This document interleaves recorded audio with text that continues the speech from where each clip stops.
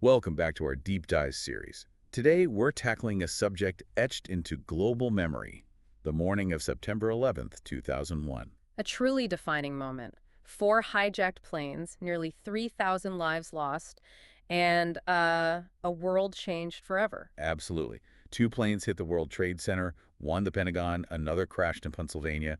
But almost immediately, amidst the shock and grief, two very different stories started taking shape. That's right. You had the official account pointing swiftly to Al-Qaeda. And then this other narrative, the one from the 9/11 Truth Movement, suggesting something darker, complicity, maybe even orchestration from within the U.S. government itself. It's a stark contrast. And so our mission today isn't to pick sides. It's to impartially examine the evidence for both viewpoints. We'll look closely at the official investigations, lay out the core claims of the Truth Movement fairly, and explore the science, the politics, the psychology behind it all. Helping you, the listener, get a really well-informed picture of this incredibly complex event. Exactly. So let's start with that baseline, the official narrative. What exactly did investigators determine happened that morning, moment by moment? Okay, the timeline is harrowing but precise. It all started early. 7:59 a.m., American Airlines Flight 11 leaves Boston. Okay. Then 8:14 a.m., United 175, also from Boston. 8:2 a.m., American 77 takes off from Washington, D.C. Right. And finally, 8:42 a.m., United 93 departs from Newark. And then the impacts. Yeah, they unfolded rapidly. 8:46 a.m., Flight 11 hits the World Trade Center North Tower. Just 17 minutes later, 9:33 a.m., Flight 175 hits the South Tower. That was one caught on live TV, wasn't it? It was a horrifying moment seen around the world. Then 9:37 a.m., Flight 77 strikes the Pentagon. Oh, that tower. At 10:59 a.m., the South Tower collapses. It had been burning for 56 minutes. Wow. At 10:03 a.m., Flight 93 crashes near Shanksville, Pennsylvania. We now know passengers fought back after learning about the other attacks. An incredible act of bravery. Truly. And then finally, 10:28 a.m., the North Tower collapses 102 minutes after it was hit. Such a devastating sequence. Now, to make sense of it all, the 9/11 Commission was set up. Independent, bipartisan, aiming for a complete and full account. What was their main conclusion? Well, their firm conclusion, the one that really set the course for everything after, was that 19 Al-Qaeda hijackers acting under Osama bin Laden were solely responsible. Identifying a clear external enemy. Exactly. They noted the nationalities, 15 Saudis, others from the UAE, Egypt, Lebanon. And a really crucial point, often debated later, was their finding on Saudi government involvement. What do they say specifically? They stated they found no evidence that the Saudi Arabian government as an institution or senior Saudi officials funded the organization directly. But they did acknowledge that some charities, which had links to the Saudi government, might have provided indirect financial support. That subtlety became a real point of contention later on. Interesting. But the commission didn't just point fingers outward, did they? They looked inward, too. Oh, absolutely. In fact, some of their sharpest critique was aimed at the U.S. government itself. Their report famously said the intelligence system before 9/11 was, quote, blinking red. Meaning the warning signs were there. Yes, numerous missed opportunities. They detailed failures in imagination, policy, capability, and management. Things like not tracking known suspects already in the U.S., problems with forged documents. And the big one. The big one was the intelligence sharing silos. Basically, the CIA and FBI weren't effectively sharing crucial information. Key connections were missed because data was stuck in these separate compartments. And this wasn't a new threat, right? Not at all. The report stressed the Al-Qaeda threat had been known for years, going back to the 93 World Trade Center bombing, the 98 embassy bombings, but it just hadn't been prioritized enough across different administrations. So with all these systemic failures laid bare, how did the commission handle accountability? Did heads roll? Well, that's where it gets complicated. Being bipartisan helped public acceptance, but the criticism was broad failures in imagination. It spread the blame systemically, rather than pinpointing individuals or a single administration. Sort of a everyone failed approach. Kind of, which, while maybe politically necessary, effectively meant no one was really responsible. And that lack of clear accountability, it definitely left a vacuum, a sense of dissatisfaction for some that maybe fueled skepticism later. Right. Beyond accountability, the commission's work reshaped America's global strategy. What came out of their recommendations? Huge changes. They recommended creating the Director of National Intelligence, the DNI and the National Counterterrorism Center, the NCTC. The idea was to break down those silos, centralize intelligence, And the strategy itself. a whole new approach to attack terrorists and their organizations using all elements of national power, and also a focus on combating extremist ideology through public diplomacy, trying to position the U.S. as a moral leader. It really was a paradigm shift. Absolutely. And here's a sort of ironic twist that skeptics later seized on. Some of the very policies that resulted from the investigation, things like proactive operations, total information awareness. Things conspiracy theorists claimed were the reason for 9/11. Exactly. Those policies were actually results of the official investigation, not the pre-planned motive some theories suggested. But that appearance, that kind of circular logic, unintentionally reinforced the suspicions of those who believed there was a deeper agenda. Fascinating. Okay, let's shift from the intelligence and politics to the physical events themselves, the science of how those massive towers collapsed. What did the investigations find? Right, so the National Institute of Standards and Technology, NIST, did the main technical investigation for the WTC towers. Their conclusion boiled down to three critical factors working together. Which were? 1, the initial damage from the aircraft impacts. 2, the widespread dislodgement of the fireproofing material sprayed onto the steel structures. And 3, the subsequent fires. And that led to what's called the pancaking collapse. Can you walk us through that? How does it actually happen? Sure. So first, the impact itself cuts through columns, yes. But maybe even more importantly, it knocks off that crucial fireproofing over large areas. Think of it like insulation for steel. Okay, so the steel's exposed. Exactly.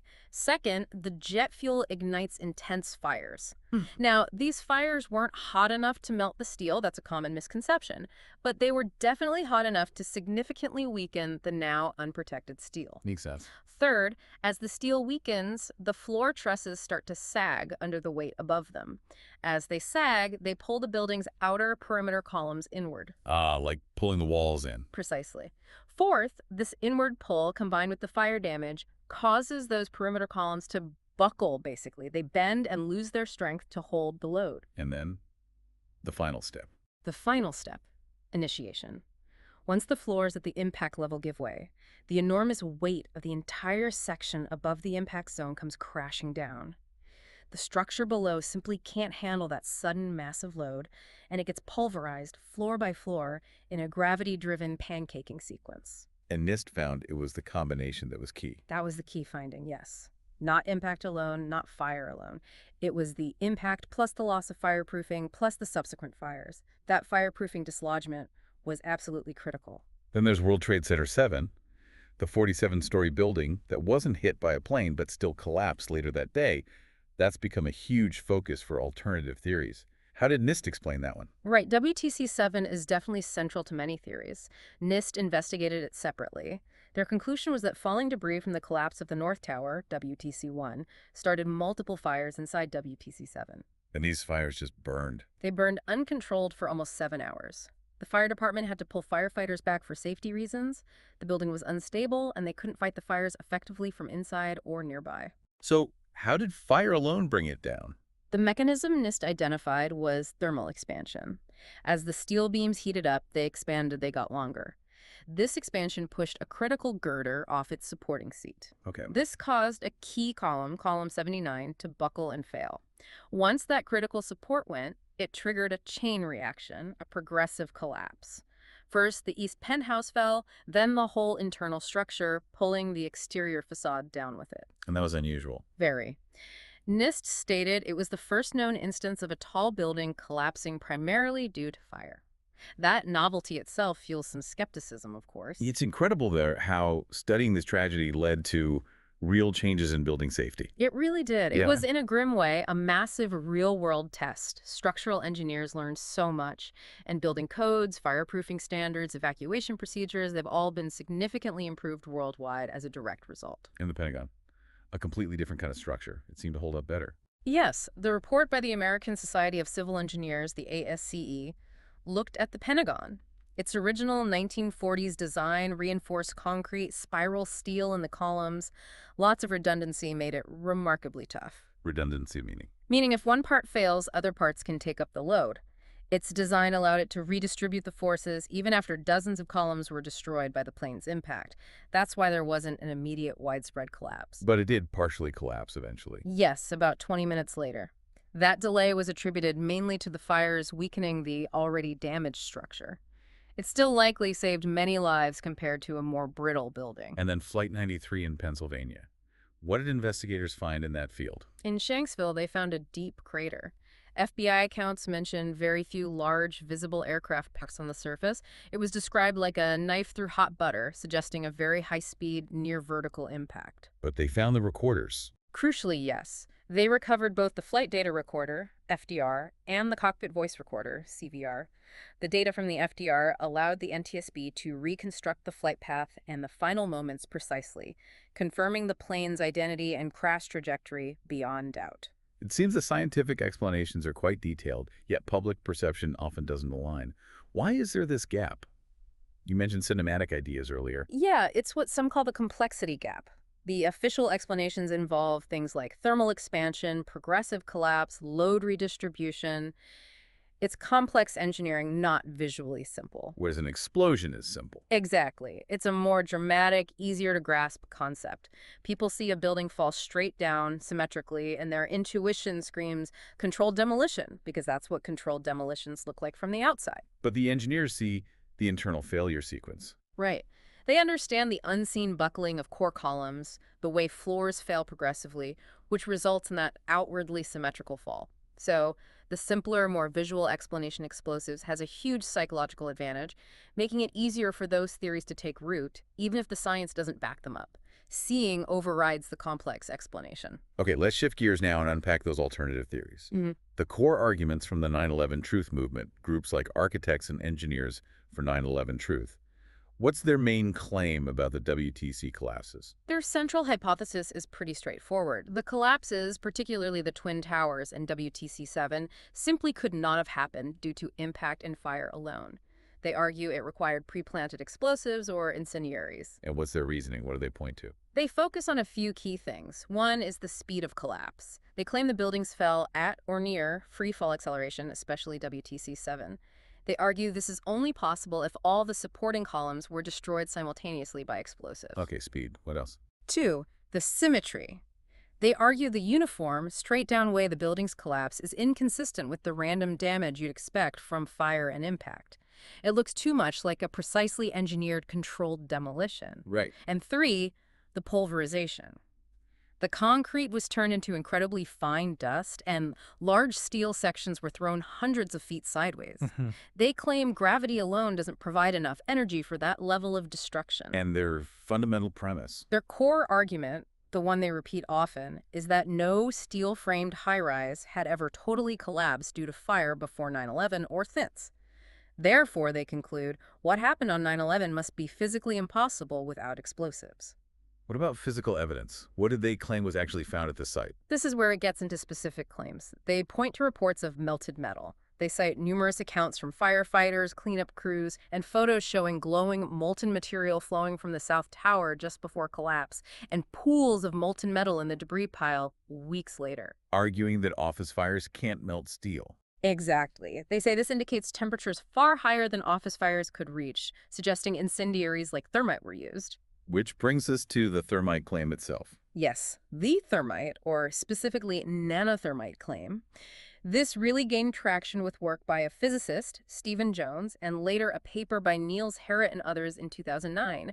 They claimed they found tiny red-gray chips in samples of WTC dust. And these chips were? They claim these chips were unreacted superthermite, or nanothermite, supposedly a high-tech, military-grade explosive or incendiary material that could cut through steel. And these alternative theories extend beyond the WTC, right? Yeah. What do they say about the Pentagon and Flight 93? Correct. For the Pentagon, a common theory is that it wasn't hit by a Boeing 757 at all, but by a missile, or maybe a much smaller aircraft. What's the evidence they cite there?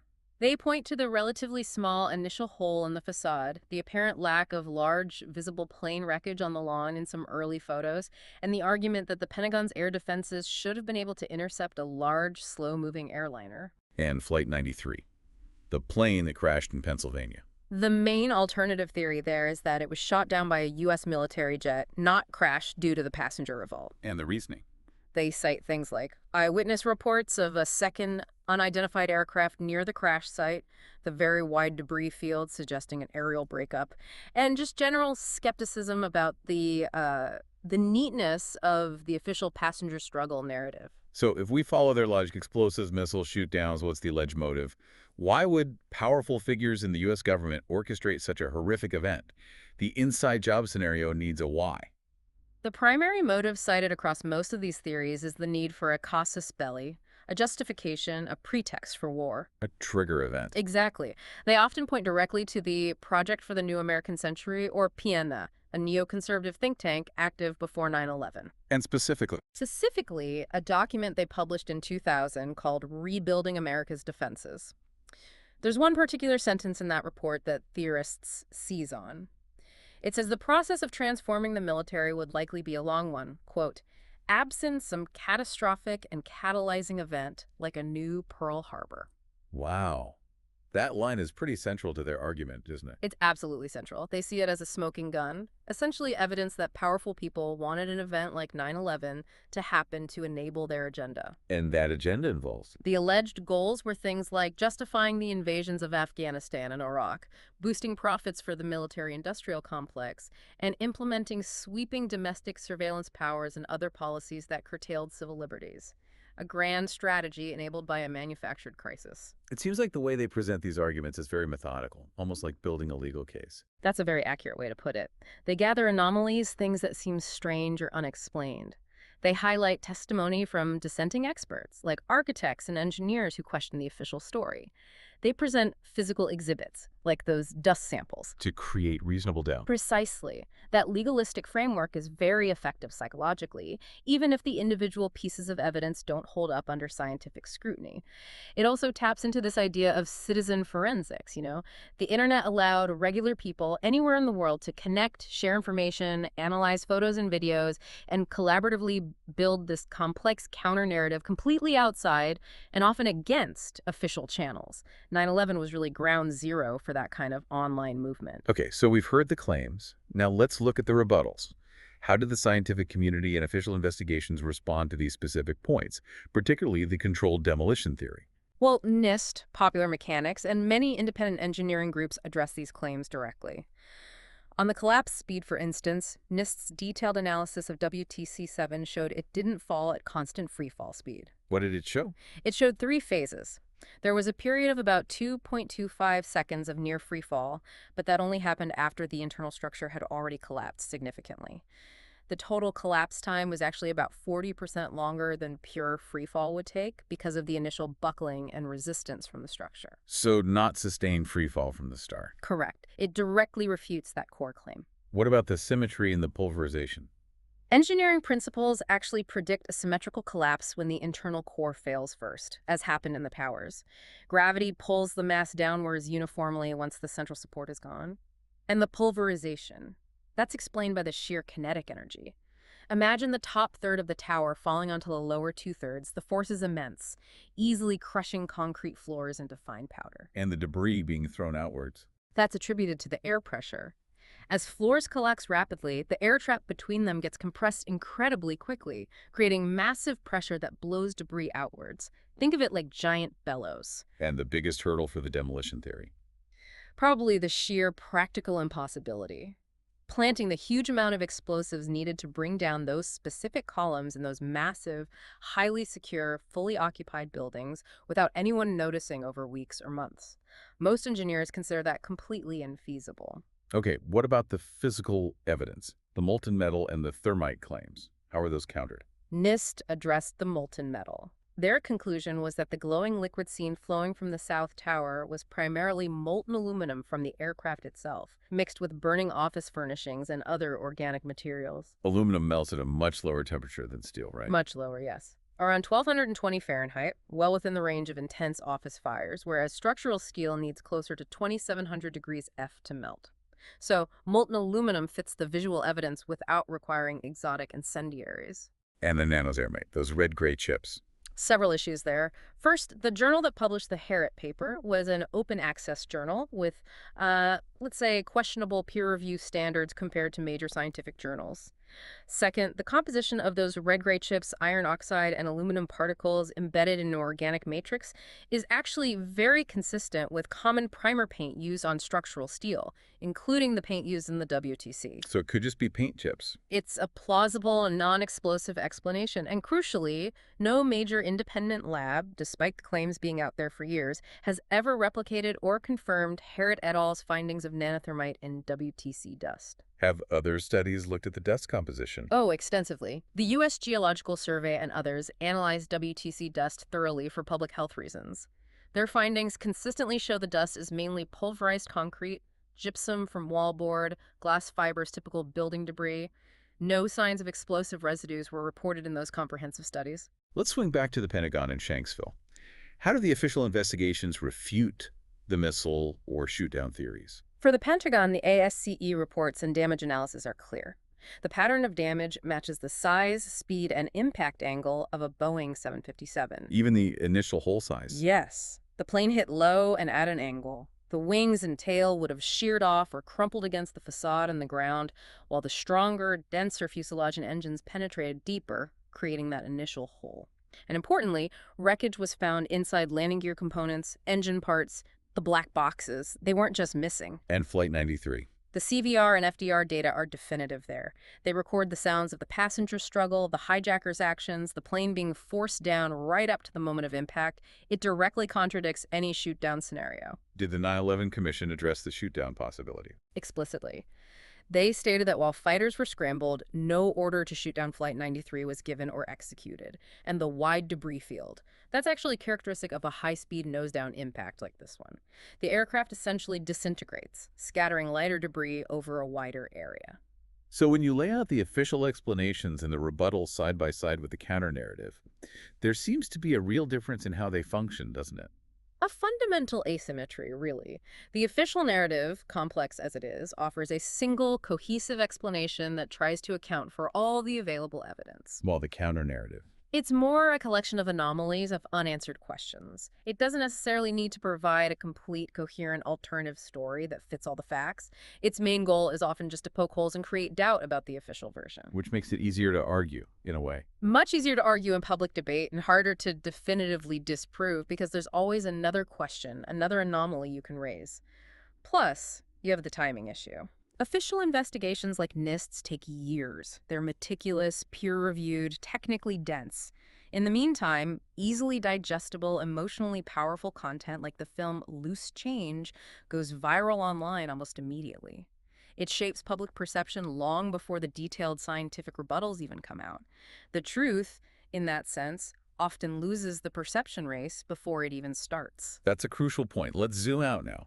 Beyond the physics and the reports. Why do these theories persist so strongly for some people, even with overwhelming counter-evidence? What's going on psychologically? That's the million-dollar question, isn't it? It really taps into deep-seated psychological needs. Researchers talk about a few core motives behind belief in conspiracy theories generally. Like what? Well, there are epistemic motives, the need to understand, to have clear, simple explanations for huge, chaotic, traumatic events. Conspiracy theories provide that sense of a complete, often simple cause and effect story. Filling the uncertainty void. Exactly. Then there are existential motives, the desire to feel safe, to feel like things aren't just random and chaotic. Blaming a powerful hidden group, however scary, can feel less random and more controllable than attributing events to, say, systemic failures or unforeseen attacks. A sense of order, even if it's a sinister order. Precisely. And finally, social motives, the need to feel good about oneself and one's group. Believing you've uncovered a hidden truth that others haven't can boost self-esteem, make you feel unique, part of an enlightened in-group fighting against the sheeple or the establishment. Are there personality factors too? Yes, studies often find correlations with traits like higher levels of paranoia, general distrust of authority figures and institutions, and sometimes a stronger need for uniqueness. And the internet turbocharged all this, didn't it? Yeah. You mentioned Loose Change. Oh, massively. The early internet was the perfect incubator. Loose Change is maybe the prime example, arguably one of the most viewed conspiracy documentaries ever. It spread like wildfire through file sharing, word of mouth, before YouTube even dominated. And it looked credible. It used documentary techniques, narration, interviews, seemingly official footage very effectively to build a persuasive, if flawed, case. And 9/11 was really the first major global event where this kind of online, real-time contesting of the official narrative happened on such a scale. It set the template. What about politics? Does belief in these theories align with particular political views? It's interesting because it cuts across the traditional left-right divide, but the common thread is almost always distrust. You find strong correlations with pre-existing distrust of government, feelings of powerlessness, feeling threatened by certain groups or policies. So different reasons for the same distrust. Exactly. Some on the left might have seen it as a Bush administration plot for oil wars. Some on the right might have seen it as evidence of a shadowy deep state or globalist conspiracy. It tapped into existing anti-establishment feelings across the spectrum. These theories thrive when political polarization is high, when the other side is seen not just as wrong, but as potentially malevolent. Looking back now, almost 25 years later, what's the legacy of this whole 9/11 truth debate? What does it tell us about our society today? I think the 9/11 conspiracy debate was a stark early warning sign of our current post-truth environment. It showed how appeals to emotion, to identity, to pre-existing beliefs could become more powerful for some than objective facts or scientific consensus. Choosing a narrative becomes about identity. Largely, yes. Believing one story over the other becomes a way to affirm who you are, which group you belong to, who you trust or distrust. The debate wasn't really about physics in the end. It was and is about politics, trust, and identity. And the movement itself. The 9/11 truth movement proved incredibly resilient. It's decentralized, fueled by that core distrust of experts and mainstream sources. Its lasting impact, I think, was helping to normalize conspiratorial thinking in public discourse. It sort of paved the way for later, even more elaborate conspiracy movements like QAnon. Demonstrating the power of online echo chambers. Absolutely. It showed how online communities could create and sustain alternative realities, alternative sets of facts, indefinitely, even when facing overwhelming contradictory evidence from the outside world.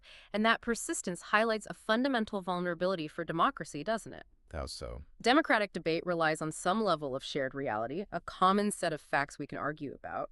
When significant chunks of the population operate from entirely different factual universes and reject evidence that contradicts their narrative, meaningful public discussion, let alone consensus, becomes almost impossible. That breakdown of shared reality, which 9/11 starkly illustrated, has only gotten worse. So to wrap up this deep dive, the key takeaway seems to be that the official account of 9/11 Al-Qaeda hijackers, the established timeline, the scientific explanations for the collapses, is backed by a vast amount of consistent, verifiable evidence from multiple independent sources. That's correct. Witness testimony, flight recorders, forensic analysis, extensive engineering studies all converge on that narrative. Whereas the core claims of the counter-narrative controlled demolition, thermite, missiles, shoot-downs, they lack that verifiable evidence and run counter to scientific and engineering consensus. Yes, the specific claims made, when investigated rigorously, haven't held up. However, and this is crucial, the belief in those counter-narratives is itself a very real and significant social phenomenon. Simply dismissing believers as ignorant isn't helpful or accurate, is it? Not at all. It ignores those powerful psychological drivers, the social dynamics, the genuine distrust that often fuels these beliefs. Understanding why people believe is as important as analyzing the claims themselves. It really feels like the struggle over 9/11's truth was an early, potent sign of our current information age. A world where different realities seem to coexist, fed by distrust, amplified by technology, making shared understanding incredibly difficult. A harbinger, definitely. It makes finding common ground, engaging in good faith debate much harder, but also perhaps more essential than ever. That deep fracture in shared reality poses a profound challenge. It really forces you, the listener, to think about how you navigate this complex information landscape. Yeah. How do you evaluate what you see and hear, and how vital and difficult it is to separate evidence-based understanding from deeply held conviction?